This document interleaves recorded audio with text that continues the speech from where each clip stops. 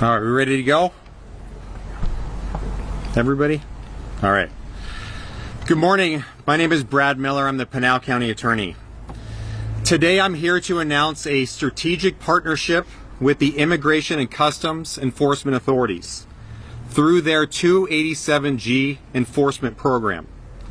Members of my office have gone through the certification requirements, and we are now acting in direct partnership to protect Pinal County. Evil exists in this world, and it manifests itself through human trafficking, drug trafficking, domestic violence, and crimes against children. This office will do everything in its power to protect this community from these predators. Recently, my office indicted an illegal immigrant named Ishmael Ortega Hernandez for the murder of his girlfriend in front of her 2 children.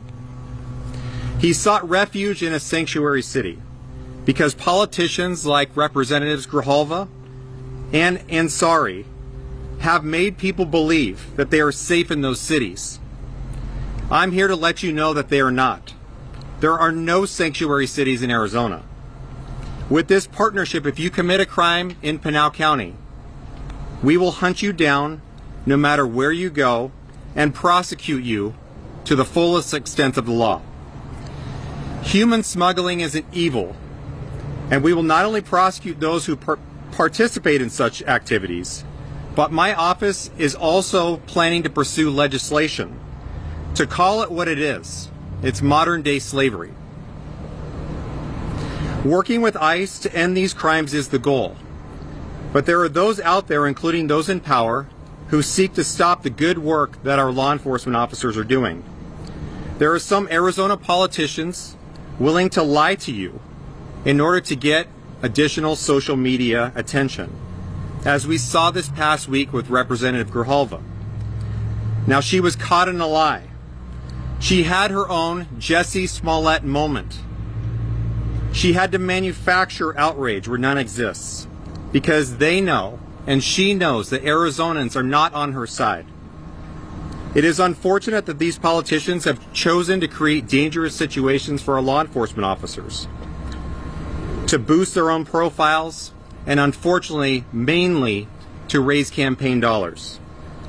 To be clear, being in the country illegally is a crime and has been the state of the law for over 100 years. We in Pinal County back the blue, and assaulting an officer here will land you in jail or in prison where you belong. There is no special treatment for elected officials. Here the law will be applied equally and fairly. To say it again, assaulting a police officer is a crime, and the law will be enforced in Pinal County, and you will be arrested. Now, I want to close with this. Keeping our communities safe has to include every resource at our disposal, and we plan to use every single one available. This strategic partnership with ICE is a force multiplier for my office, and we look forward to getting more criminals off the street to keep our community safe. Thank you very much, and I invite any questions.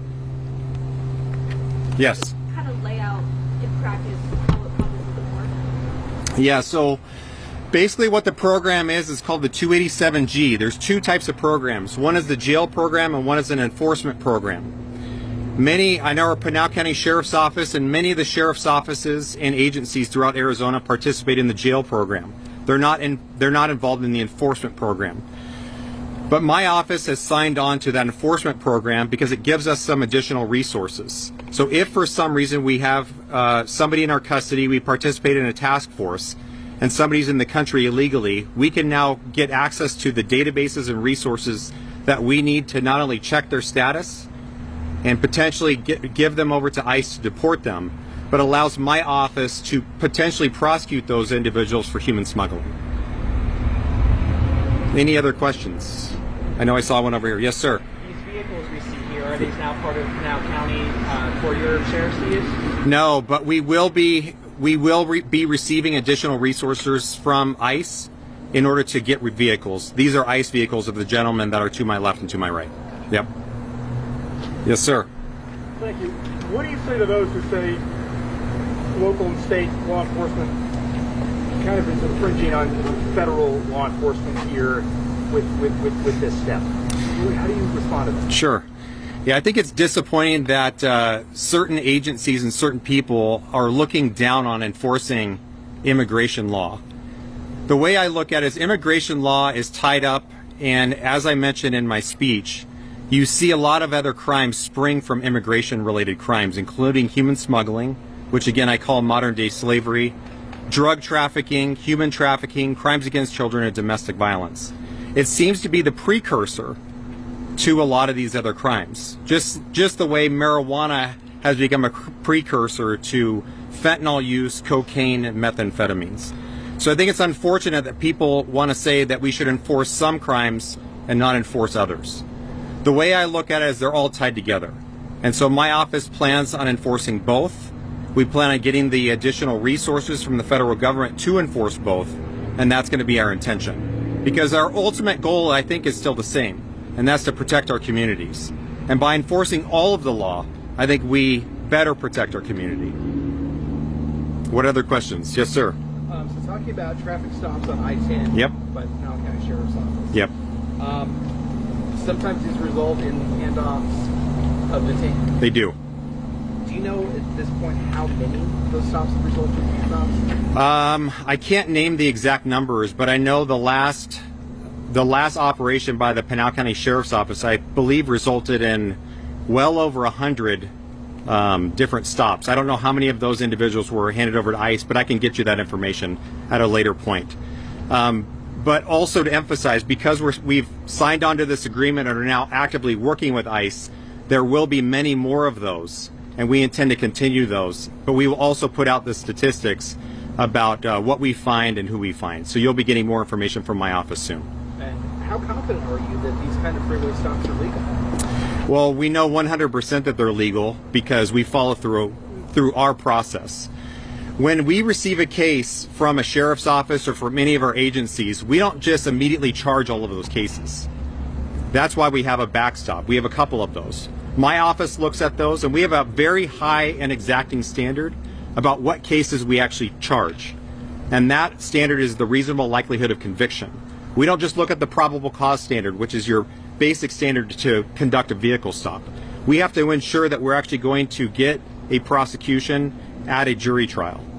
So that's one of the backstops. The second backstop to ensure that due process is followed through is we also have a grand jury.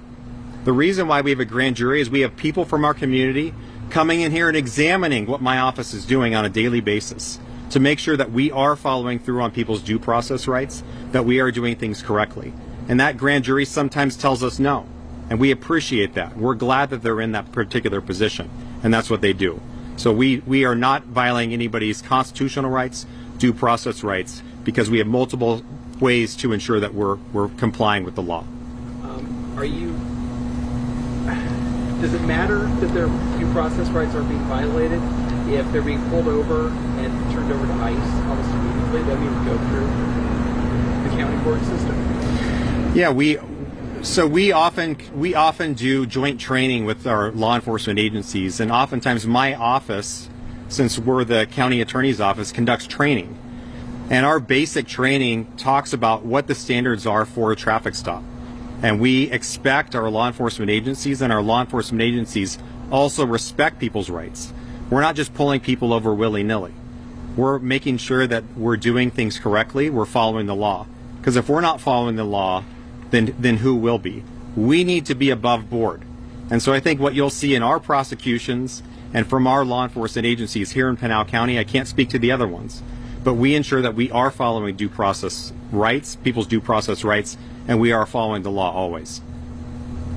I know I saw another one. Yes? Yeah, I mean, when you talk about the resource that you'll be getting, are you going to be reassigning people already within Pinal County to be working on this? Will you be getting resources to have people through DHS come in? I mean, how is the staffing going to work on that? A little bit of both. So we will receive, the president has signed an executive order to ensure that resources come down to communities who do sign on to the 287G agreement. So we will be receiving financial resources to conduct some hiring. But in addition, we will also be my office will be part of some of those task forces for that enforcement side. And we're doing that for multiple reasons. I think one of the main reasons is we need to know what's happening in our community. If our officers and our people don't understand what's happening in our community, where the drugs are flowing, where the trafficking is occurring, where the accidents are occurring, then I think we're being negligent in protecting our community. And so we use that as our eyes and ears, or for lack of a better term, boots on the ground, to see what's actually happening, where it's happening, so that we can shift resources to those areas. We also have intelligence agents that work for me. So we know which areas of the community are problematic, where those crimes are occurring.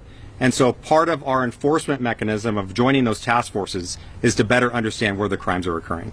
Are you able to give us some more numbers, like specifics on the amount of resources? I mean, how much money will it be? How many cars would you get? How many staff? Like that kind of stuff? Yeah, we can provide that information to you later. We've signed a memorandum of understanding with the federal government with some of those things, but all of those numbers are not solidified yet. What we really wanted to talk to today was announcing that strategic partnership with ICE. We 100% support them. Unfortunately, not a lot of some other politicians in Arizona don't. We certainly do. And so we want to make sure that the community knows what we're doing and that we will be enforcing the law. Yes, sir. So, I mean, can you go into more details to like what other kind of operations? Like, is it going to be going after just anyone who's undocumented, or just No. So what we're looking for specifically are violent crimes, the crimes that I mentioned: human trafficking, drug trafficking, human smuggling, domestic violence, and crimes against children. That's the focus of our office, because we believe that it's a very small percentage of the population are committing the most violent, dangerous, egregious crimes. And those are the crimes that we're going after. That's going to be the target of those particular task forces. Yes, sir. So does Attorney General Mays know about your initiative? And if so, what is her response? I have no idea, and I don't care. We're the top law enforcement officer in Pinal County. We enforce the law in Pinal County. The Attorney General has no jurisdiction over what we do here. Yes. You mentioned Congresswoman Ansari. Yep. She's toured, this was originally going to be held at Gila Detention Center. Yep. She's toured the facility 3 separate times, I think. All of it has been very critical of conditions in the facility. How do you respond to the conditions when she makes claims like that? And what do you say when she says that many of the detainees in there have no criminal record? Well, she's wrong. She doesn't understand the law. A person being in the country illegally is a crime. It's a misdemeanor, and very often what we find is that there are other crimes attached to those individuals. So we don't believe that she's telling the truth. And this goes back to my comment earlier, is we see a lot of sensationalism in the media from some of our elected officials, and what they're saying is oftentimes not true. What we saw last weekend with Representative Grijalva, we believe that she did not tell the truth. Because there was a multi-year operation with some very dangerous individuals committing fraudulent crimes, violent crimes that were caught in that particular operation. And so what we're hearing from these representatives is not true. We're here to stand on the other side and tell you exactly what's going on, and to actually get to the truth. Yes. Isn't the use of the word believe there kind of a cause of concern on its own? Shouldn't we know for sure that people in these detention centers, if they're part of this violent criminal category or not? I guess I don't understand your question. You mentioned I don't believe what Ansari says, talking about people in the detention center, and I just sure. think the word believe there is kind of an anomaly, right? It's not, and here's the reason why I use that word specifically is I don't know specifically the individuals that Representative Ansari was discussing. I don't know specifically the particular individuals, what cells they're in, what the conditions were like. So I don't want to speak out of turn. I don't want to make things up like the representative has done. And so I won't be doing that. But I do know that the federal detention facilities have standard operating procedures. They have certain standards of care that they follow, just like we do here in our jails and our prisons right across the street. And I'm sure those detention facilities also follow those same rules. Yes. Just a point of clarification, did your office reach out to ICE, or did the feds reach out to your office? We reached out to ICE. Yep. Are you the first in the state of Arizona to do this? I believe so. Yes. So, just to clarify, this is a new 287. This is new, correct. Yeah, my office just signed on. Yep. Do you worry about having the staffing in order to do this particular work? No. So no on multiple fronts. No, because we will be receiving additional resources from the federal government. And no, because our participation is also not mandatory. If there's an operation that maybe we disagree with or something that we don't want to be a part of, it's not something that we're required to be a part of. We choose which task forces and which operations we'll be a part of and which ones we will not be. Like I said, the focus of my office will be on those violent crimes, crimes against children, human trafficking, and drug trafficking. Those are the ones we're interested in participating in, and that's the reason why we signed on to this agreement. Yes? When will you start receiving these funds or help from the federal government to start your operation? When are you Yep. starting the operation? We've started the operation already. And regarding the funds, we're hoping to get a better understanding of that here in the next few weeks. Yep. Can you kind of describe the differences in immigration enforcement from the previous administration to the current administration? Are you talking about for the county attorney's office? County Attorney's Office and Sheriff's Office. I do know that this is something that hasn't been done before. The prior administration, I don't believe, was interested in handling these types of cases. But the way I look at these issues, and I believe the reason why I was elected and put into this office, is we're trying to make our community safe. And from immigration, we see so many other types of crimes, as the one I've mentioned. We also had another one the other day of an individual driving 123 miles an hour with 2 illegal immigrants in the back of his vehicle and ran into a palm tree, creating extremely dangerous situations, not only for the people of our community, but for those undocumented immigrants and, of course, himself. And so we're seeing a lot of this, and we're seeing a lot of crime spring from the immigration issue. And so the way I look at it is we need to go attack the source, not just the symptoms. And we believe the source is related to these issues regarding immigration. Yes? So that the sheriff's, I think you said before, the sheriff's office has been a part of the program for a while. The sheriff's office has been part of the 287G jail program for a number of years, correct? Now that you're signing on in a different way. Correct. How exactly are you going to be working with the sheriff's office? Given that you're all in the program together, how does that work? So the sheriff has their own 287G agreement. That's their jail agreement. And if a person is undocumented, has committed felony offenses, then those people are handed over to ICE. That's a separate program. The program that my office is now a part of will be that the enforcement program, that task force. So if there is a task force related to finding people who have committed crimes against children, violent crimes, drug trafficking, then members of my office and my investigators will be participating in that program. That's the difference. Yes? Can you go into a little bit about the training that these officers go through? Yeah, so there's first of all of my investigators are fully post-certified. Most of them are retired, so they have 20 plus years of experience in law enforcement. But regarding the agreement with ICE, it's a 40-hour program that they go through to understand immigration law. And but we want to have more exacting standards because I believe that the best way to learn is to actually do. And so we're having my investigators go do ride-alongs with our ICE partners so that they can learn and understand immigration law, to me, at a much deeper level, more than just something you would see online. Yes? If the county sheriff's office is already doing this, what's the advantage to having your investigators, and how many investigators are there that will be trained up on this, and what's the advantage of participating? Yeah, we have 10 investigators, and the advantage is the enforcement piece, is that we can go out into the community and understand exactly what's happening in the community. We can actually participate in some of these task forces and provide resources of my office. As I mentioned, the investigators in my office are extremely experienced. They understand our local community. Oftentimes, while we love our ICE partners, some of them come from out of state and are not necessarily connected with our community. We and my investigators have been part of this community for multiple decades, so they understand where some of those hot spots are. They understand some of the nuances of Pinal County. And will they only be using those the skills and the partnership during task force, or if they're in the course of an investigation and they have reasonable suspicion, will they also be enforcing that just during the normal course of their previous duties? Yeah, I think a little bit of both, but the main focus will be on the task forces. Yep. Do you see that having any impact as far as trust and people being able to wanting to talk to your investigators? I don't. Why not? Because we've heard from a lot of people of our community that they're happy to have ICE agents in our community to try to get rid of some of the criminal element in our community. They believe that this has been a blight in Arizona for a number of years, and it's about time we get rid of it. Yes. We hear from law enforcement agencies all the time about how underfunded you are, saying you don't have enough resources Correct. to be able to address even just the crimes that you're being brought to you, much less ones that aren't even reported. Yep. I mean, obviously you'll be getting resources for this and you will have more people coming in, but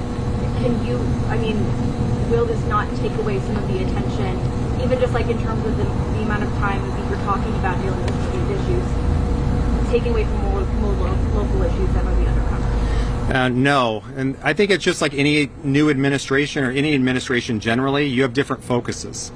And our focus is on protecting our community. And so that's our intention, is to go after those violent offenders, and that's where our focus is going to be. And part of this ICE agreement is to do that. So we don't believe it will take away our focus at all. Yes? You mentioned someone you arrested recently who was hiding in a sanctuary city. Yes. What sanctuary city was that? Denver. You arrested him here? No, we arrested him in Denver. Yep. He committed the murder here, and he's up on first degree murder charges here. Yes. And if you want more information on that, we can give it to you. Yes. I have a question for the ICE agents. I don't know if No, they can't. Yep. Is there any concern with the Hispanic community that they might be calling? I missed that. Is there any concern, or that this impact like the Hispanic community, as far as like calling 911, for help, anything like that? No. We've had many members of the Hispanic community, and I think people think that it's just the Hispanic community affected. It's not.